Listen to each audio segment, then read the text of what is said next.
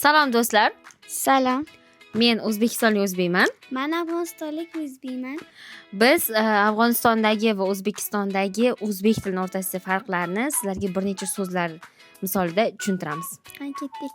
Sanchiqi, Panja. shim, Patlon. nima? Patlon. Pafun, Patlon. fatlun, Ha. sochiq, Jompok. jonpok. Joningizni poklaydi-da, tomoq, Bo'g'z. jenfir, Jampar. jampar, kurtka, Kurti. dab bo'yog'i, Lavsirin. choy soladigan bakal deymiz o'shani. Gilos. Gilos, oila, Pomel. chamadon, Ditmelot. Shuni aytolmayman-da. mandarin, Morta. yostiq, Kaka. niqob, Max. shokolad. Kakao. O'ylab ko'rdim. Chutlar ko'rdim. Ko'nglingiz nima xohlayapti? Rais marsa holatda.